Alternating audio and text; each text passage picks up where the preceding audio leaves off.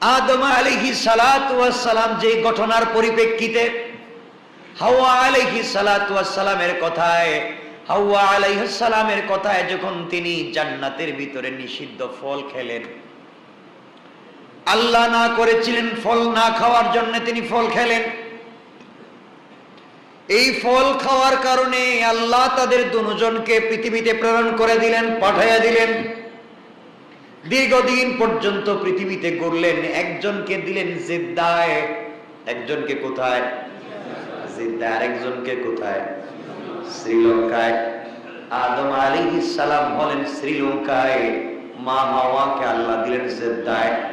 Jeddah এটা ছিল জাদ্দা, আমরা বলি জিদ্দা, এটা জাদ্দা মানে দাদি, দাদির শহর। হযরতে হাওয়া আলাইহিস সালামকে এখানে পাঠানো হয়েছিল। আর দুজনকে আল্লাহ একত্রিত করে পরিচয় করিয়ে দিয়েছিলেন কোথায়? আরাফার ময়দানে। পড়েন না সুবহানাল্লাহ। স্মৃতিকে আল্লাহ ধরে রেখে দিয়েছেন। আচ্ছা, যাই হোক, এটা উদ্দেশ্য না। যে কথা বলতে চাই মনোযোগ দিয়ে শোনেন। একজনকে পাঠালেন জেদ্দায়, একজনকে পাঠালেন শ্রীলঙ্কায়। আল্লাহ বুঝাতে চাইলেন এত দূরে দূরে দিয়েছি, এক জায়গায় দিয়েছিলাম, কথা শোনো নাই, এখন আবার একত্রিত হতে হলে দোয়া করতে হবে। আদম আলাইহিস সালাতু ওয়াস সালাম দোয়া করতে লাগলেন। দীর্ঘদিন বৎসরের পর বৎসর দোয়া করতে করতে যেই দিন আদমের তওবাকে আল্লাহ কবুল করে দোয়াকে কবুল করলেন, ওই দিন ছিল 10 মুহররম আশুরা। সুবহানাল্লাহ বলেন। এই দিনের কত দাম! এই দিন তো দোয়া কবুল হয়। কি কবুল হয়?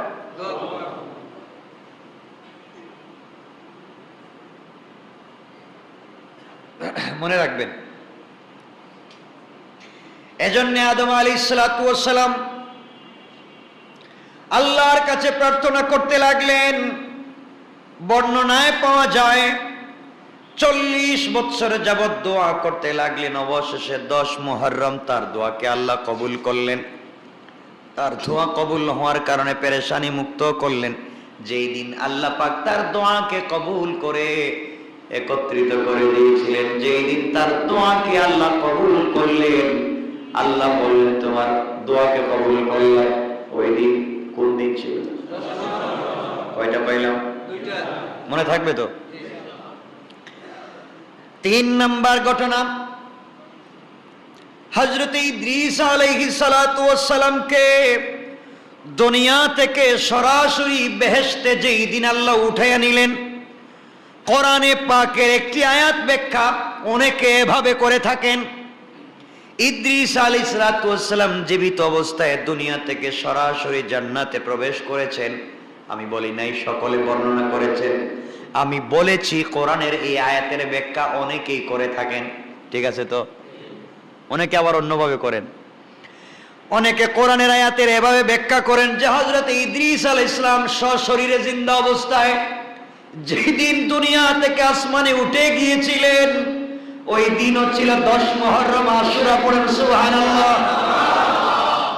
কত দাম! আল্লাহ তাআলা কোরআনে কারীমের 19 নম্বর সূরা মারইয়ামের 56 এবং 57 নম্বর আয়াত থেকে আল্লাহ বললেন, ওয়াযকুর ফিল কিতাবি ইদ্রিস ইন্নাহু কানা সিদ্দীকান নাবিয়্যা ওয়ারাফা'নাহু মাকানান আলিয়্যা। আল্লাহ রাব্বুল ইজ্জত ওয়াল জালাল বললেন, স্মরণ করুন কিতাবে ইদ্রিসের কথা। তিনি ছিলেন সত্যনিষ্ঠ নবী এবং আমি তাকে উচ্চার মধ্যে উন্নীত করেছিলাম তার সম্মানকে। কোরআনে পাকের উচ্চে উন্নীত করার মধ্যে মতভেদ থাকলেও একটা ব্যাখ্যা এভাবে পাওয়া যায় যে আল্লাহ পাক রব্বুল ইজ্জত ওয়াল জালাল তাকে জীবিত অবস্থায় 10 মুহররম আশুরার দিনে আপায় আসমানে উঠাইয়া নিয়েছিলেন। সুবহানাল্লাহ। কয়টা বললাম? কয়টা? 4 নাম্বার ঘটনা, হযরতে নূহ আলাইহিস সালাতু ওয়াস সালামের জামানায় যে প্লাবন এসেছিল, এই প্লাবনে সব যখন ভেসে গিয়েছিল, দুনিয়ার সব জায়গায় পানি ছিল। কোথায়? কথা বলা লাগবে।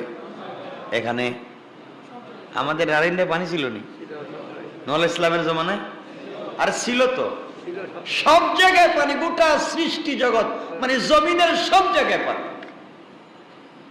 তাহলে এখানে ছিল? ছিল।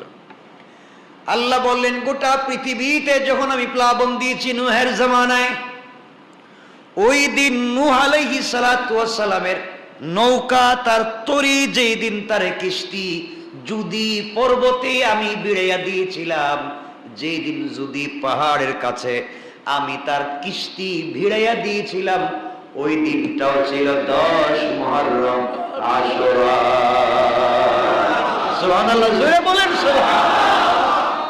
চিন্তা করতেছেন এই দিনের দাম কতটুকু, আর এটা আপনারা বানাইছেন হালুয়া খাওয়ার দিন বানাইছেন। আশ্চর্য। আমার কথা রাগ করতেছেন আপনারা? আমি বুঝতে চাচ্ছি, আপনার এই কথাগুলো বুঝিয়ে দিবেন যে 10 মুহররমের দাম কেন হলো। আপনারা যদি বলেন এখন নূহ ইসলামের প্লাবন নিয়ে আমি 1-2 মিনিট কথা বলবো, লম্বা হয়ে যাবে, কিন্তু অনেক ঘটনা আছে আশুরার দিনে। সব ঘটনা বলতে গেলে আপনারা কেউ বসবেন না, সব চলে যাবেন।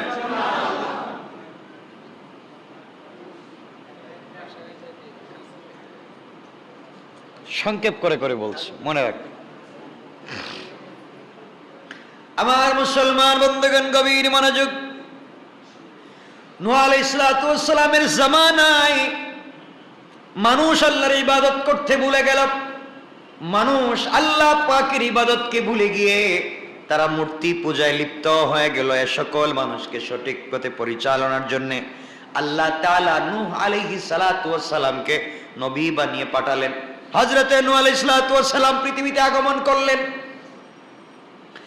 তিনি একাধারে 950 বৎসর যাবত মানুষকে দ্বীনের দাওয়াত দিলেন। আল্লাহু আকবার। আপনি তো একদিন দাওয়াত দিচ্ছেন, সকালবেলা না শুনলে পরের দিন পিটানো শুরু করে দিবেন। কথা শুনিস না, আমার দাওয়াত দিলাম, তাফসিরে আসিস না, কথাবার্তা শুনিস না।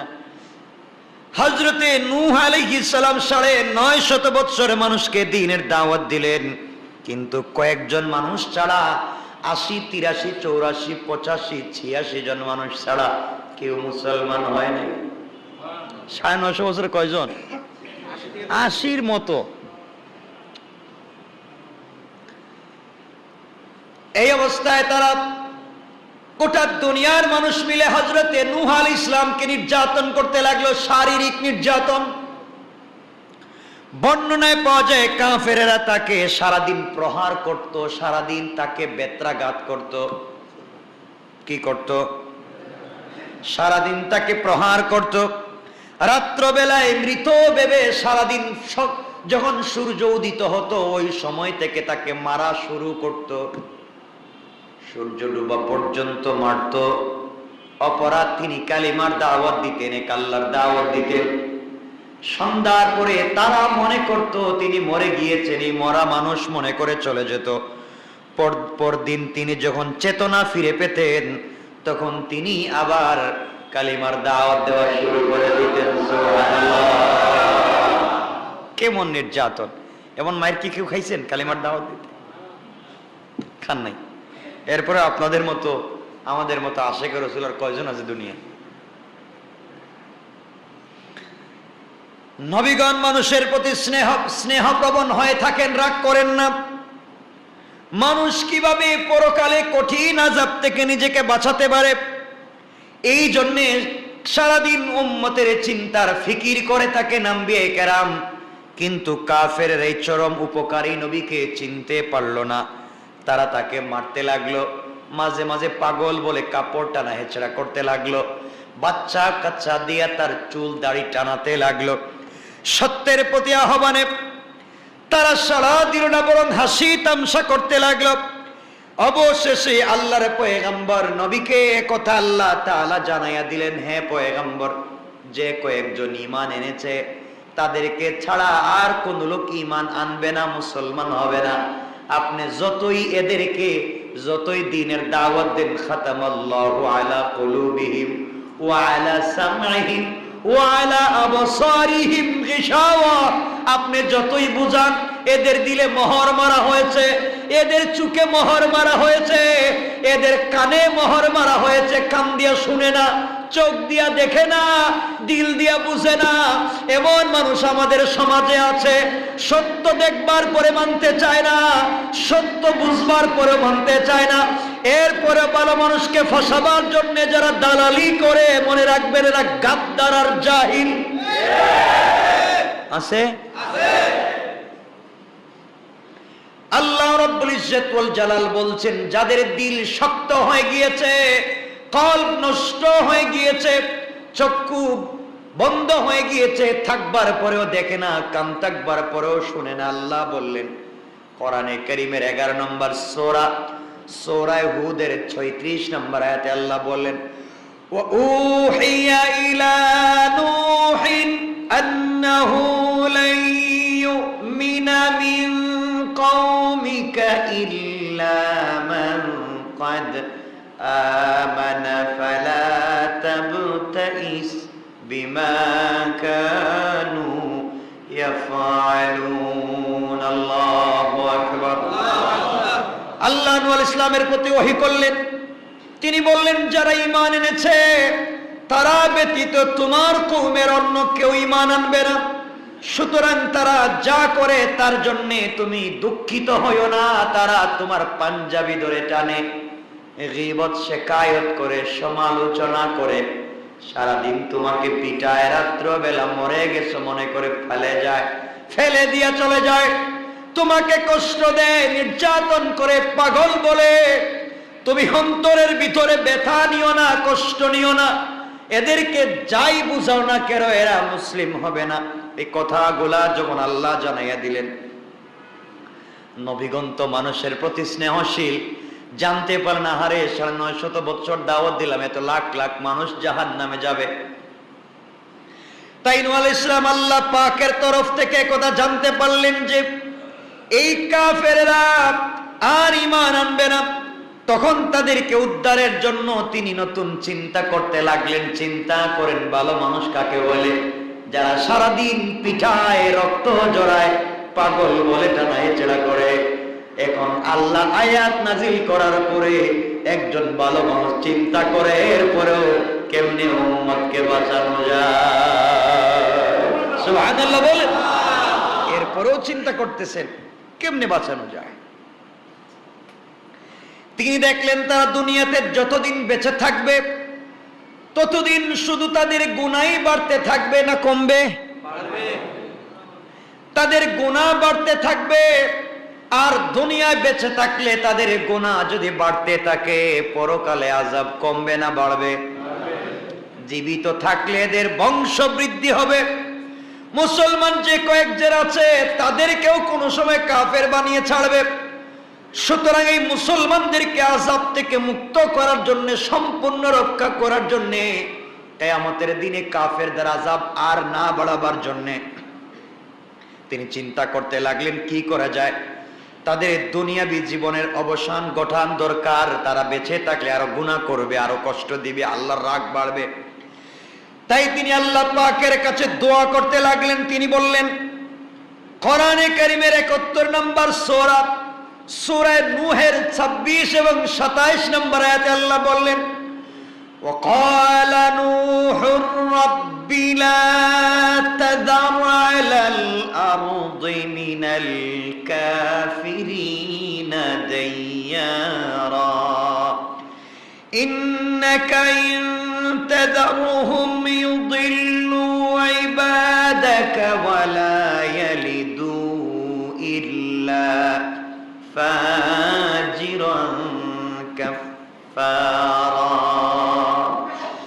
رب اغفر لي ولوالدي ولمن دخل بيتي مؤمنا وللمؤمنين والمؤمنات ولا تزيد الظالمين إلا تبارا নূহ আলাইহিস সালাম আল্লাহর কাছে বলতে লাগলেন, হে আমার পালনকর্তা, হে আমার রব, পৃথিবীতে কাফেরদের মধ্য থেকে একটি গৃহবাসীকেও তুমি ছেড়ে দিও না। তুমি তাদেরকে ছেড়ে দিলে ওরা মুসলমানদেরকে গুমরাহ বানিয়ে ছাড়বে এবং জন্ম দিতে থাকবে দুনিয়ার জমিনে শুধু গুনাহগার আর কাফের।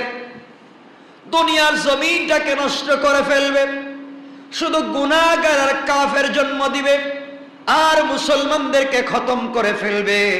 হে আমার পালনকর্তা, হে আমার রব, তুমি ক্ষমা করো আমাকে, আমার পিতা মাতাকে এবং যারা মুমিন হয়ে আমার গৃহে প্রবেশ করে তাদেরকে, এবং মুমিন পুরুষ এবং নারীদেরকে, যারা জালেমদের শুধুই ধ্বংস বৃদ্ধি করে দেয়। আয় আল্লাহ তাআলা, তুমি আমাদেরকে ক্ষমা করে দাও, আমাদের মা বাপকে ক্ষমা করে দাও, আর জালেম যারা আছে এদের ধ্বংস বৃদ্ধি করে দাও। দোয়াটা করলেন কে? নূহ আলাইহিস সালাম। কে? একজন মানুষ 950 বছর দাওয়াত দিচ্ছেন, কষার প্রতিদিন মাইর খাইছেন। এমন উম্মতের দরদি নবী যখন আল্লাহর কাছে দোয়া করেছেন, আল্লাহ দোয়া ফিরিয়ে দিতে পারলেন না। আল্লাহ বললেন মনজুর। আল্লাহু আকবার। ও নূহ, তোমার দোয়াকে আমি মনজুর করে নিলাম, কাফেরদেরকে ধ্বংস করে ফেলবো, তাদের ধ্বংস অনিবার্য। এই ধ্বংস সাধনের জন্য আল্লাহ পাক সারা দুনিয়া ব্যাপী পৃথিবীর মানুষগুলাকে উপলব্ধি করাবার জন্য আল্লাহর আযাব গজব কেমন হয়, আল্লাহ যদি রাগ করে ফেলেন কতটুকুন রাগ করতে পারেন বুঝাবার জন্য দুনিয়া ব্যাপী প্লাবন দিয়ে দিলেন। গোটা দুনিয়া ব্যাপী প্লাবনের কথা, বন্যার কথা জানিয়ে নূহ আলাইহিস সালামকে একটা কিস্তি বানাতে বললেন। কি বানাতে? মানে কি? সবাই বলেন, আরেকটু বলেন। ঠিক আছে। মুমিনদেরকে বললেন, তিনি বলে দিলেন তোমরা নৌকা তৈরি করো, কিস্তি বানাও। হযরত নূহ আলাইহিস সালাম বলতে লাগলেন, আল্লাহ তাআলা, আমি কোথায় নৌকা বানাবো, কাঠ কোথায়, আর এই মরুভূমিতে নৌকা দিয়া লাভ কি? জীবনে যেখানে পানি আসে না, পানির জন্য আমরা হাহাকার করি, তাও বলতেছেন মরুভূমিতে নৌকা। আল্লাহ তাআলা বললেন বানাও, নির্দেশগুলো এভাবে আসলো, ওয়াসনাইল ফুলকা বিআয়ুনিনা ওয়া ওয়াহয়িনা ওয়ালা তুখাতিবনি ফিল্লাযীনা যালামু ইন্নাহুম মুগরাকুন। আল্লাহু আকবার। আল্লাহ রাব্বুল ইজ্জত ওয়াল জালাল বললেন, তুমি আমার তত্ত্বাবধানে এবং আমার ওহী অনুযায়ী নৌকা তৈরি করো। নৌকা বানাতে বলছেন কারে? কার তত্ত্বাবধানে? কার? সবাই বলেন। নৌকা বানাতে মিস্ত্রি বলতেছে নূহকে, তত্ত্বাবধান করবেন কে? চিন্তা করবেন। তিনি বললেন নৌকা তৈরি করা আমার তত্ত্বাবধানে, যারা সীমালঙ্ঘন করেছে তাদের ব্যাপারে তুমি আমাকে কিছু আর বইলো না। সুবহানাল্লাহ বলেন। যখন নৌকা বানানো হবে তোমার দরদ লাগবে, এদেরকে পিটামো, তুমি কিছু বইলো না, কারণ তুমি তো উম্মতের দরদি নবী। তোমার সামনে যখন উম্মত গুলাকে কষ্ট পেতে দেখবা, তুমি আবার হাত উঠাইয়া দিবা। আগে বলে দিলাম হাত উঠাইয়া লাভ নাই, কারণ আমি আল্লাহর রাগ যার উপরে উঠে যায়, সারা পৃথিবী তার পক্ষে থাকলে আমি যদি তার বিপক্ষে চলে যাই, কেউ তাকে বাঁচাতে পারবে না। ঠিক কিনা বলেন? আজকে যারা জালেম দুনিয়ার জমিনে জুলুম করছে, তাদের ক্ষমতা থাকতে পারে, আল্লাহ যদি তাদের বিরুদ্ধে চলে যায়, গোটা দুনিয়ার ক্ষমতা তাদেরকে বাঁচায় রাখে ইনশাআল্লাহ। এজন্য আমার মুসলমান বন্ধুগণ, 11 নম্বর সূরা হুদের 37 নম্বর আয়াতে আল্লাহ বলে দিলেন, তুমি আমার তত্ত্বাবধানে আমার ওহী অনুযায়ী তুমি নৌকা নির্মাণ করো, যারা সীমা লঙ্ঘন করেছে তাদের ব্যাপারে তুমি আমাকে কিছু বইলো না। নূহ আলাইহিস সালাম নৌকা বানাতে লাগলেন। আল্লাহকে বলেন, আল্লাহ নৌকা কয়তলা বানাবো? আল্লাহ বলেন 3 তলা। কয়তলা? 3 তলা। জীবনে বানাই নাই, নৌকাও দেখি নাই, তাও মরুভূমি এলাকা, আর 3 তলা নৌকা বানাও। আমার বন্ধুগণ, হযরত নূহ আলাইহিস সালাম নৌকা বানাতে লাগলেন। কে বানাচ্ছেন নৌকা? নূহ আলাইহিস সালাম। তার কওম, তার জাতি, তার গ্রাম, তার শহরের মানুষ যারা আশেপাশে নূহ আলাইহিস সালামকে 950 বছর দেখছে। কয়শো বছর? 950 বছর দেখছে। একটা মানুষকে সারাদিন পিটাইছে, তাও কোনোদিন জবাব দেয় নাই। এমন একটা মানুষ এখন নৌকা বানাচ্ছে। দেখবেন আপনি 1000 ভালো কাজ করেন, আপনার প্রশংসা করবার লোক আপনি পাবেন না। আর আপনার যদি পান থেকে চুন পড়ে যায়, সমালোচকের অভাব নাই। ঠিক কিনা বলেন? জালেম, জানোয়ার যারা অল্পতে বিপদকামী হয়ে যায়। আমার কথা তো বুঝেন আপনারা মোটামুটি নাকি? এতটুকুন বুঝলে চলবে। নূহ আলাইহিস সালাম নৌকা বানাতে লাগলেন, তার জাতি বিদ্রুপ করতে লাগলো।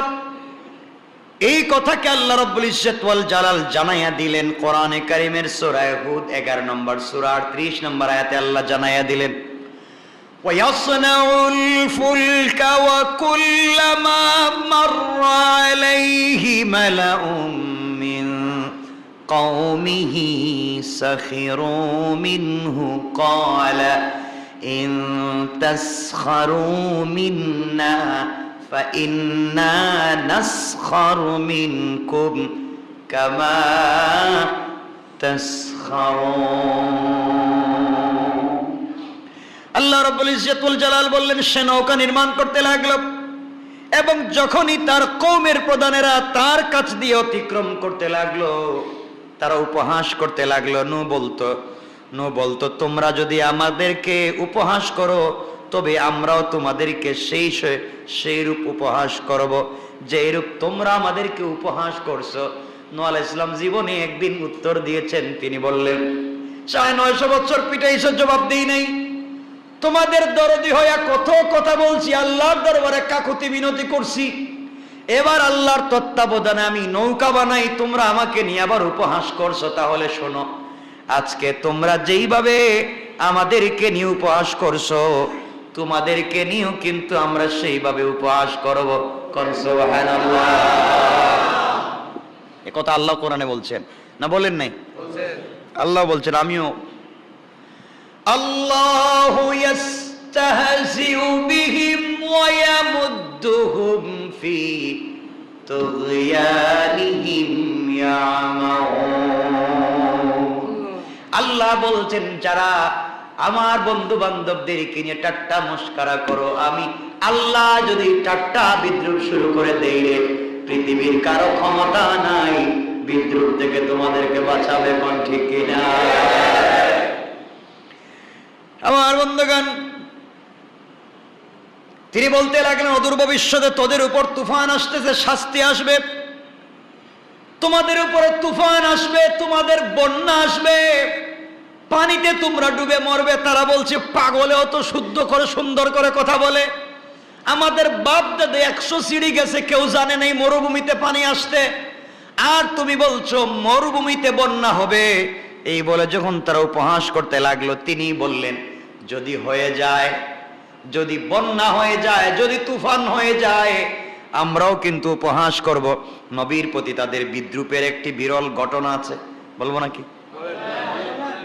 এগুলো বললে বাকি ওয়াজ কোন দিন করবো?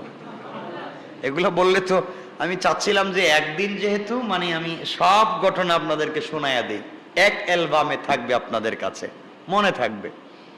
কারণ আমি তো একটা ঘটনা দিয়ে এক দিন ওয়াজ করতে পারি, বুঝেন না? তো আমি চাচ্ছিলাম সবগুলো বলে দিই, সংক্ষেপ করে। তাহলে শুনেন, বলে দেই।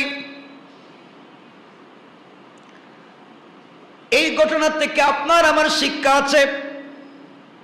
মানুষ যদি বিদ্রুপ করেন, যে কাউকে নিয়ে বিদ্রুপ করবেন না, কাউকে আপনি জুলুম করবেন না, আপনি জালেম হবেন না। ঈমান না আনার কারণে কাফেরদেরকে মহা প্লাবনে ডুবিয়ে মারার জন্য আল্লাহ রাব্বুল ইজ্জত ওয়াল জালালের পয়গম্বর ভবিষ্যৎবাণী করলেন।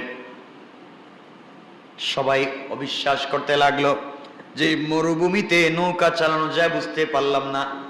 এই কথা বলে নূহ আলাইহিস সালামের কাফের উম্মতেরা বলতে লাগলো, নূহ একটা পাগল আর তার আল্লাহ হইছে আরেক পাগল। নাউজুবিল্লাহ বলে। নৌকা চলে নদীতে, এ দেখি নৌকা বানায় কোথায়? মরুভূমিতে। তার নূহ আলাইহিস সালামকে গালি দিতে লাগলো। আল্লাহর নির্দেশে নৌকা নির্মাণ সমাপ্ত করে বন্যার অপেক্ষায় থাকলেন হযরতে নূহ আলাইহিস সালাম। নৌকার প্রতি কাফেরদের ঘৃণা এবং কৌতুক দিন দিন বাড়তে লাগলো। কথা কি বুঝাইতে পারছি? নৌকার প্রতি যখন মানুষের ঘৃণা এবং কৌতুক দিন দিন বাড়তে লাগলো, অসভ্যই কাফেরেরা এক পর্যায়ে পৌঁছে গেল যে নৌকা নিয়ে তারা তামাশা শুরু করে দিল। তামাশা চলে, তারা যখন নৌকায় যেত, নৌকার আশেপাশে যেত, তখন নৌকায় গিয়ে তারা দল বেঁধে টয়লেট করত। আসতে বললে নাউজুবিল্লাহ। এই তামাশা তাদের একটা উৎসবে পরিণত হলো।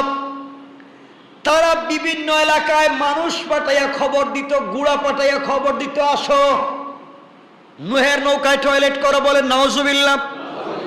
দলে দলে লোক এসে অশ্লীল আনন্দ উপভোগ করে চলে যায়। মুসলমানগণ সংখ্যায় মাত্র কতজন? ধরেন 80 জন। 80 জন হলে কয় জোড়া হয়? মাত্র 40 জোড়া। মাত্র 80 জন মানুষ। কাফেরদের অভাব নাই। এই বেয়াদবি সহ্য করাও যায় না, প্রতিরোধও করা যায় না। কয়েকদিন যেতে না যেতেই দেখা গেল কাফের সমাজের ভিতরে কুষ্ঠ রোগ দেখা দিল। কি রোগ দেখা দিল?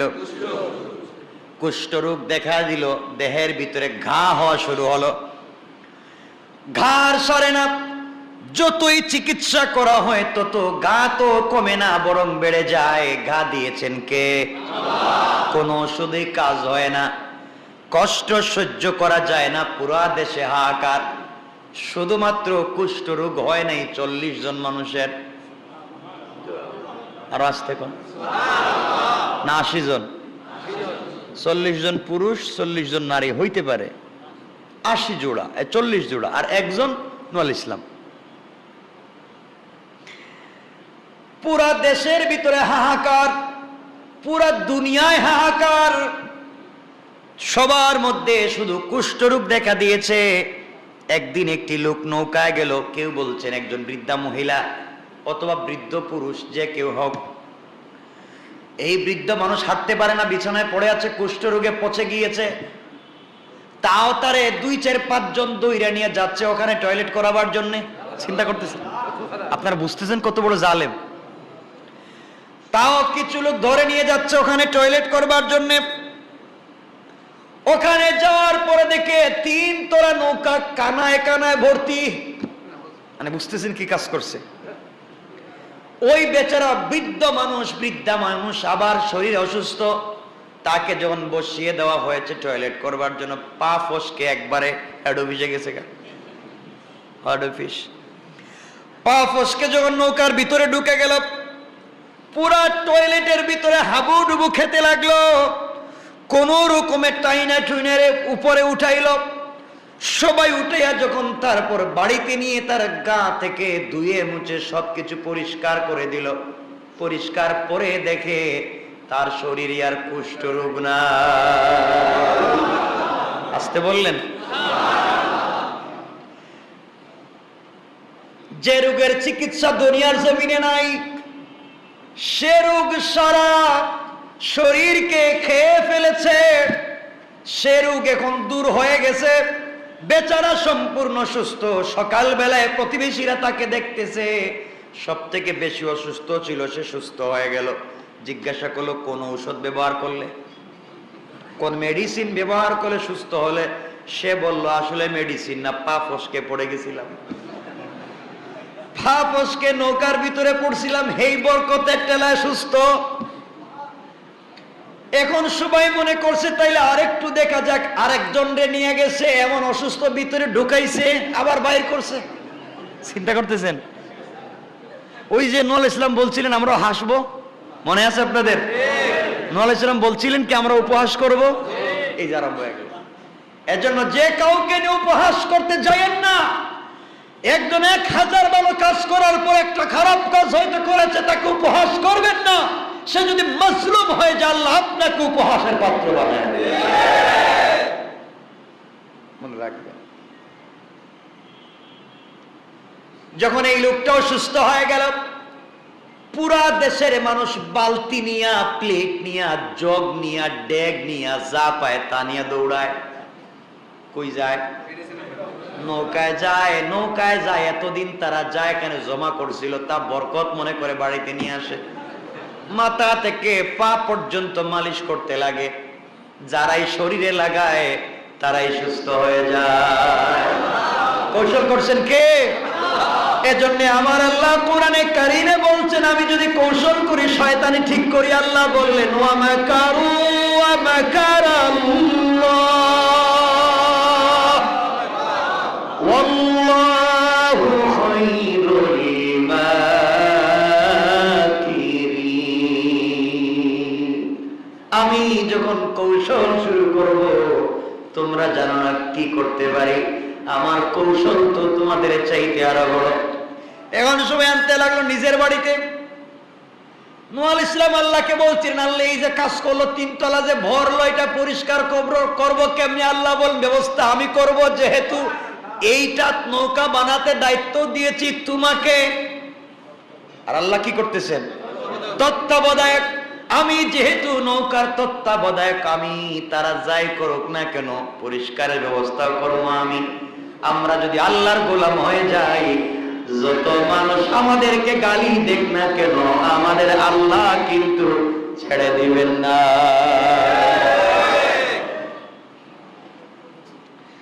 আমার বন্ধুগণ, এক পর্যায়ে কাফেরদের এলাকায় এই টয়লেট নিয়ে কাড়াকাড়ি শুরু হলো, মারামারি শুরু হলো, মানুষ আহত হতে লাগলো। কে কাটটা নিবে? এই মারামারি করতে করতে এক পর্যায়ে 3 তলা পরিষ্কার। এরপরে দেখা যায় আর কোন টয়লেট নাই। এক পর্যায়ে তারা পানি দিয়ে ধুইতে লাগলো, ধুইয়া পানি নিয়ে যায়। পানি দিয়ে নৌকা এমন পরিষ্কার করছে। নূহ আলাইহিস সালাম নৌকা তৈরি করার পরে কিন্তু তিনি পরিষ্কার করেন না, এখন একবারই পরিষ্কার হয়ে গেছে।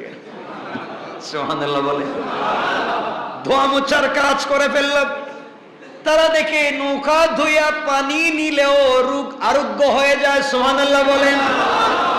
আপনার চোখে কোনো আলেম খারাপ হতে পারে, কোনো ভাই খারাপ হতে পারে, অথবা তার কোনো পার্সোনাল কোনো আমল আছে, যে আমলের কাছে আপনার পুরা জিন্দেগির আমলের কোনো কাজ হবে না। ঠিক কিনা বলেন? এজন্য পার্সোনাল কিছু আমল, গোপন কিছু আমল নিজের কাছে রাখবেন, নিজের কাছে রাখবেন ইনশাআল্লাহ। এটা ছিল একটা উপহাস। এটা কি ছিল? উপহাস। তোমরা যা করছো তোমরা তাই করতেছো। আরেকটা উপহাস ছিল তাদেরকে ডুবাইয়া মারা, তাদেরকে ডুবাইয়া মারা। এজন্য মুসা ইসলাম, হযরত নূহ ইসলাম যে বলছিলেন আমরা উপহাস করব তোমাদেরকে নিয়ে, তা আল্লাহ শুরু করে দিলেন। এটা হলো দুনিয়ার শাস্তি। কিসের? আখিরাতে। এক পর্যায়ে কিস্তি যখন আরোহী বহন করার উপযুক্ত হয়ে গেল, আল্লাহ রাব্বুল ইজ্জত ওয়াল জালাল সূরা হুদ 11 নম্বর সূরা 40 নম্বর আয়াতে বললেন, কুল নাহমিল ফিহা মিন কুল্লি যাওজাইনি ইসনাইনি ওয়া আহলাকা ইল্লা মান সাবাকা আলাইহিল কওলু ওয়া মান আমানা ওয়া মা আমানা মাআহু ইল্লা কালিল। আল্লাহ বলেন, নূহরে উঠিয়ে নাও, প্রত্যেক শ্রেণীর যুগলদের ঝুটিকে 2টি করে, সবগুলা প্রাণীকে 2টা 2টা করে উঠাইয়া নাও। আর যাদের বিরুদ্ধে আযাবের পূর্ব সিদ্ধান্ত হয়েছে তারা ব্যতীত তোমার উম্মত গুলাকে উঠিয়ে নাও, তোমার পরিবার পরিজনকে এবং যারা ঈমান এনেছে তাদেরকে উঠাইয়া নাও। নৌকার ভিতরে নারী উঠাতে লাগলেন, পুরুষ উঠাতে লাগলেন, পশু পাখি উঠাতে লাগলেন জোড়ায় জোড়ায়। কি কেমনে? ওখানে কুত্তাও ছিল, কুকুর ছিল না? না থাকলে এখন আইলো কোত্থেকে? পৃথিবীর সকল প্রাণী জোড়ায় জোড়ায় ছিল, সব সৃষ্টি জোড়ায় জোড়ায় ছিল। নির্দেশ অনুযায়ী নূহ আলাইহিস সালাম কিস্তিতে আরোহণ করতে লাগলেন, সবকিছুকে উঠাতে লাগলেন। ইতিহাস থেকে জানা যায়, যেটা বলছিলাম, নৌকা যখন 3 তলা, মহিলারা ছিল 3য় তলায়, 2য় তলায় আরোহণ করলো পুরুষগণ, নিচ তলায় বরাদ্দ ছিল জীবজন্তু। আল্লাহ পাকের কুদরতে হিংস্র প্রাণী দেখা যায়, সিংহ, বাঘ, হরিণ একই জায়গায়, শিয়াল, মুরগ একই জায়গায় আছে, কেউ কাউকে আঘাত করে না। সুবহানাল্লাহ বলেন। তুফান শুরু হয়ে গেল, মাটির নিচ থেকে পানি উঠতে লাগলো, আকাশ থেকে স্রোতের মতো বৃষ্টি পড়তে লাগলো, মুহূর্তে গোটা পৃথিবী পানিতে ভরিয়ে গেল। পৃথিবীর সর্বোচ্চ পাহাড়ের চূড়াটিও পর্যন্ত ডুবতে বাকি ছিল না, সব পানিতে ডুবে গেল। চারিদিকে শুধু পানি আর পানি, পানিতে ডুবে গুনাহগার কাফের সহ সকল প্রাণী যখন মারা যেতে লাগলো, শুধু বেঁচে গেলেন যারা কিস্তিতে আরোহণ করলেন। 40 জোড়া মানুষ আর কিছু জীবজন্তু। অতই পানিতে কিস্তি যখন ভাসতে লাগলো, ভাসতে ভাসতে 40 দিন অতিক্রান্ত হয়ে গেল। অতঃপর পানি শুকাতে লাগলো, পাহাড় সমূহ জেগে উঠলো। একটি পাহাড়ের নাম ছিল জুদি পাহাড়। সেই পাহাড়ে নূহ আলাইহিস সালামের কিস্তি ভিড়ে গেল। আল্লাহ পাক ইরশাদ করলেন, ওয়াকিলা ইয়া আরদু বুলাই মাআকি ওয়া ইয়া সামাউ আলকিই ওয়া ইয়া সামাউ আলকিই وغيض الماء وقضي الأمر واستوت على الجودي وقيل بعدا للقوم الظالمين। আল্লাহ জানায় দিলেন, হ্যাঁ পৃথিবী, তুমি তোমার পানিগুলাকে গ্রাস করে নিয়ে যাও, হে আকাশ তুমি ক্ষান্ত হয়ে যাও।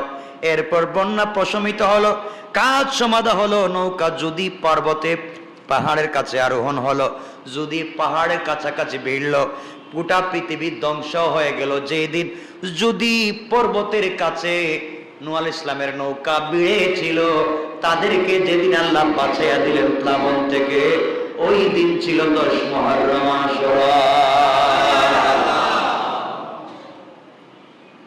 কথা কি বুঝতে পেরেছেন আমার? আল্লাহ রাব্বুল ইজ্জত ওয়াল জালাল এই কথা এত সুন্দর করে বুঝিয়ে বললেন, ওয়াকিলা ইয়া আরদু বুলাই মাকি ওয়া ইয়া সামাউ আকলিই ওয়াগীদাল মাউ ওয়াকদিয়াল আমরু ওয়াস্তাওয়াত আলাল জুদি ওয়াকিলা বু'দাল লিল কওমি জালিমিন। আল্লাহ বললেন, সকল ধ্বংস হয়ে গিয়েছে, নৌকা যারা আছে তারাই বেঁচে গেল। আমার বন্ধুগণ, এইভাবে আল্লাহ রাব্বুল ইজ্জত ওয়াল জালাল কিছু মানুষকে ধ্বংস করে দিলেন, কিছু মানুষকে বাঁচাইয়া দিলেন। যেই দিন নূহ আলাইহিস সালামকে বাঁচাইয়া দিলেন, সেই দিন কি বার, কয় তারিখ? কথা বলেন, ঘটনা বলছি, কয়টা? কথা বলেন। এখন তো 10:30 হয়ে গেছে, এখন ঘটনা বলবো, নাম বলে বলে চলে যাই, ওয়াজ শেষ, কারণ 10:30। আমার তো আরো কিছু কথা বলার উচিত ছিল না। আল্লাহ রাব্বুল ইজ্জত ওয়াল জালাল কোরআনে কারীমের 29 নম্বর সূরা আনকাবুতের 15 নম্বর আয়াতে আল্লাহ বললেন, ফানজাইনাহু ওয়া আসহাবাস সাফিনাতি ওয়া জাআলনাহা আয়াতাল লিল আলামিন। আল্লাহ বলেন, আমি তাকে অর্থাৎ নূহকে এবং তার কিস্তিতে যারা আরোহণ করেছে তাদেরকে রক্ষা করলাম। বিশ্বজগতের জন্য এই কিস্তিকে করলাম একটি নমুনা, যেন পৃথিবীর মানুষ তা থেকে শিক্ষা নিতে পারে। সুবহানাল্লাহ। আমরা শিক্ষা নিতে পেরেছি তো ইনশাআল্লাহ? আচ্ছা, ওই দিন মারা গিয়েছিল নূহ আলাইহিস সালামের ছেলেও, কিন্তু এগুলো আমরা নিচ্ছি না, এগুলোতে যাচ্ছি না। 5 নাম্বার বিষয় হলো, নমরুদ ইব্রাহিম আলাইহিস সালামকে আগুনে ফেলে দিয়েছিল। যেই দিন ইব্রাহিম আলাইহিস সালামকে নমরুদের আগুন থেকে বের করে বাঁচাইয়া দিলেন, ওই দিনও ছিল 10 মুহররম আশুরা। কত বড় কষ্ট থেকে বাঁচাইয়া দিলেন। মনে থাকবে তো? কয়টা বললাম? ইব্রাহিম আলাইহিস সালামকে কেমনে আগুনে ফেলা হলো, কেমনে তাকে কষ্ট দেওয়া হলো, মুশরিকরা কেন তাকে মারতে গেল, আগুনে ফেলতে গেল, ইব্রাহিম অগ্নিকুণ্ডলিতে কেমনে থাকলেন, তার কাপড় পুড়ল না, তার শরীর পুড়ল না, জান্নাতে পোশাক তিনি কেমনে পেলেন, এই পোশাকটা শেষ পর্যন্ত ইয়াকুবের কাছে কেমনে গেল, ইয়াকুব থেকে পোশাকটা হযরতে ইউসুফ আলাইহিস সালামের কাছে কেমনে গেল, ইউসুফকে তার ভাইয়েরা যখন উলঙ্গ করে একটা গর্তে ফেলে দিয়েছিল, ওই সময় তার ওই পোশাকটা, ইব্রাহিমকে দেওয়া পোশাকটা ইউসুফ আলাইহিস সালাম পরেছিলেন। সুবহানাল্লাহ। এটা তো অনেক লম্বা কথা, তো এগুলা তো বলতে বলতেই শেষ হয়ে যাবে। তাইলে 5 নম্বর ঘটনা হচ্ছে ইব্রাহিম আলাইহিস সালামকে আগুন থেকে উদ্ধার যেদিন হয়েছিলেন সেদিন কয় তারিখ ছিল? মুসা আলাইহিস সালাতু ওয়াস সালাম আল্লাহর সাথে যেদিন কথা বলেছিলেন প্রথম, এই দিনও ছিল 10 মুহররম আশুরা। এখানে তো অনেক লম্বা কথা, মুসা কেমনে কথা বললেন। মুসা আলাইহিস সালাতু ওয়াস সালামকে যখন আল্লাহ তাওরাত দিলেন, ওই দিনও ছিল 10 মুহররম আশুরা। কয়টা বললাম? কি বল? 6টা 7টা। মুসা আলাইহিস সালামকে নবুয়ত দিলেন একটা ঘটনা, তাওরাত দিলেন আর একটা ঘটনা। মুসা আলাইহিস সালাম আল্লাহর সাথে কথা বললেন 10 মুহররম। মুসা আলাইহিস সালামকে আল্লাহ কিতাব দিলেন 10 মুহররম। কয়টা বলছি? 7টা। আরো অনেক কথা আছে, এগুলো সব বলতে গেলে আজকে তো নাম বলে বলে যাচ্ছি, আর ওয়াজ করা সম্ভব না। 8 নম্বর ঘটনা হলো ইউনূস আলাইহিস সালাম মাছের পেট থেকে যেদিন রক্ষা পেলেন, ওই দিনও ছিল 10 মুহররম আশুরা। আপনারা কি চান? আর এই দিনটা আপনারা বানাইছেন কি? এরপরে হচ্ছে ইউনূস আলাইহিস সালামের এই ঘটনাটা অনেক করুণ এবং অনেক শিক্ষণীয়। হযরতে মুসা আলাইহিস সালাতু ওয়াস সালাম যেদিন দরিয়া পার হয়ে গিয়েছিলেন ফেরাউন থেকে, যেই দিন, ওই দিন ছিল 10 মুহররম। কয়টা বললাম? কয়টা? 9টা। 10 নম্বর ঘটনা হলো ফেরাউনকে তো ধ্বংস করলেন আল্লাহ। 10 নম্বর হযরত দাউদ আলাইহিস সালামকে আল্লাহ যখন রাজত্ব দিয়েছিলেন, যেই দিন রাজত্ব পাইলেন কে? দাউদ। এই দিনও ছিল 10 মুহররম আশুরা। কিন্তু দাউদের রাজত্ব পাওয়ার একটা বিশাল ঘটনা আছে, যুদ্ধ আছে। কয়টা বললাম? 11 নম্বর হলো হযরতে দাউদ আলাইহিস সালামের ছেলে হযরতে সুলাইমান আলাইহিস সালাম হারানো রাজ্য যেদিন ফিরে পেয়েছিলেন, এই দিনও ছিল 10 মুহররম আশুরা। এই দিনের কত দাম, আর আপনারা এই দিনরে মানাইছেনটা কি? আচ্ছা, 12 নম্বর হচ্ছে ঈসা আলাইহিস সালাম চতুর্থ আসমানে যেদিন উঠে গিয়েছিলেন, ওই দিনও ছিল 10 মুহররম আশুরা। কয়টা বলছি? 13 নম্বর হচ্ছে হযরতে ঈসা আলাইহিস সালামকে যেদিন আল্লাহ কিতাব দিয়েছিলেন ইনজিল, ওই দিনও ছিল 10 মুহররম আশুরা। 14 নম্বর ঘটনা হচ্ছে আইয়ুব আলাইহিস সালামকে দীর্ঘদিন অসুস্থ থাকবার পরে যেদিন সুস্থ করেছিলেন, ওই দিনও ছিল 10 মুহররম আশুরা। 15 নম্বর ঘটনা হচ্ছে ইয়াকুব আলাইহিস সালামের ছেলে হযরত ইউসুফ আলাইহিস সালাম যখন হারিয়ে গিয়েছিলেন, যেদিন তিনি আবার বাবার কাছে ফিরে গিয়েছিলেন, ওই দিন ছিল 10 মুহররম আশুরা। কি ঘটনাগুলা! ইউসুফ আলাইহিস সালামের এই ঘটনা তো আপনারা জানেনই, এবং এটা হৃদয় বিদারক একটা ঘটনা। কয়টা বলছি?